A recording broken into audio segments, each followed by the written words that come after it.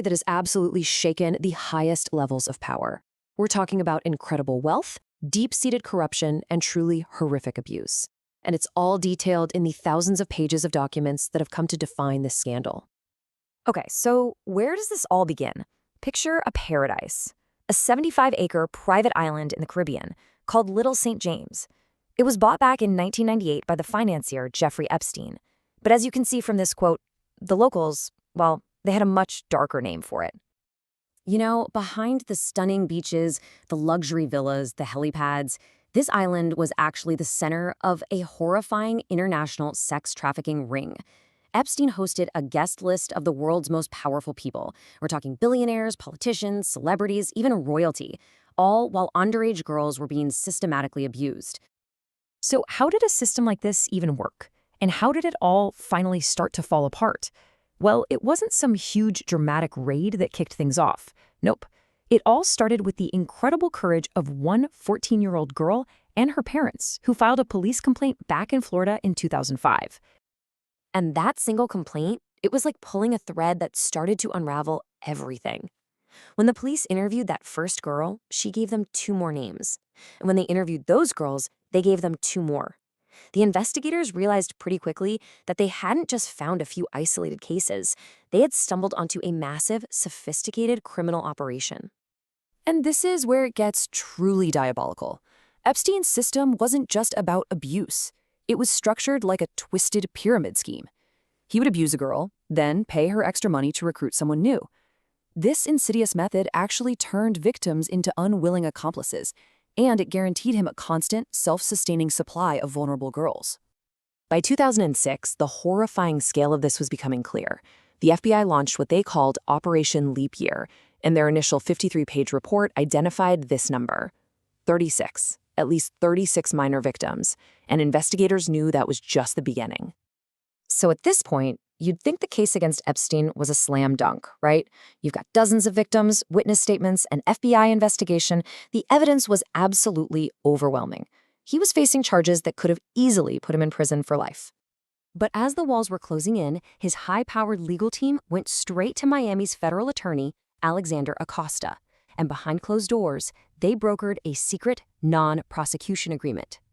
This deal wasn't just kept from the public, it was kept from the victims themselves, which is a clear violation of their rights. And just look at the difference here. It's just staggering. Instead of life in prison, Epstein pleaded guilty to a couple of minor state charges and got just 18 months. And he served that time in a private wing of a county jail where he was allowed to leave for his office for 12 hours a day, 6 days a week. He was out after only 13 months. And for nearly a decade after that, the story just went silent. Epstein was living freely, throwing lavish parties, meeting with powerful people. It was buried. But one person, a Miami Herald journalist named Julie K. Brown, had been following the case, and she refused to let it die.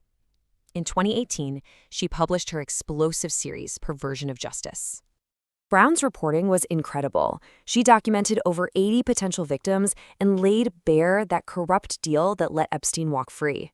The public outrage was immense, and it forced the justice system in New York to finally act. In July 2019, Epstein was arrested again on federal sex trafficking charges. So it really seemed like justice was finally on the horizon. This time, Epstein was facing up to 45 years in prison, and there were no secret deals in sight.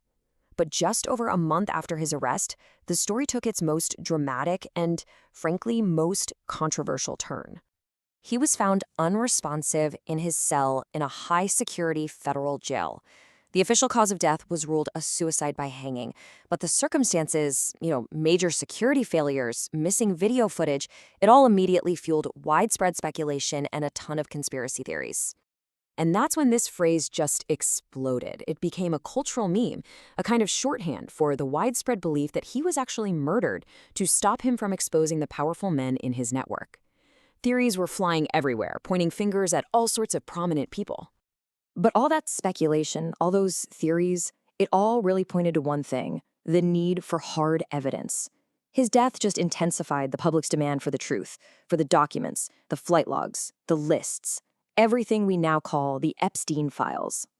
So, after years of intense public pressure and all the conspiracy talk, Congress passed a bipartisan bill that forced the Department of Justice to start releasing documents from the case. And everybody was just waiting for this bombshell list of names to finally drop. But what the public got was, well, far from the full story. Yeah, thousands of pages came out, but they were just covered in black ink.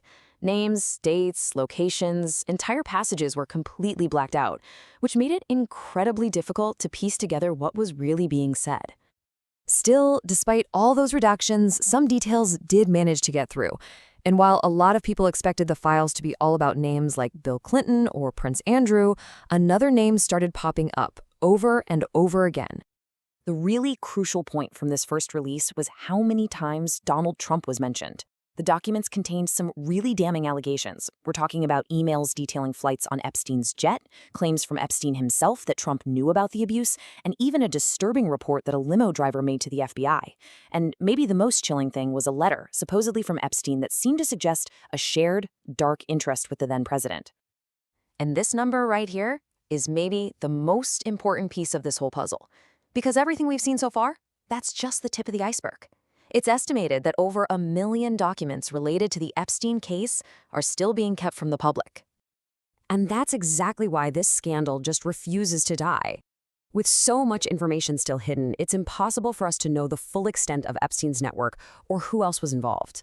This lack of transparency just keeps fueling those same questions. Who is being protected here, and why? And that leaves us with the ultimate question that just hangs over this entire scandal. The files have shown us fragments, but the full picture of power, corruption, and abuse is still hidden away. And until all of those files are finally released, the search for real justice and accountability is far from over.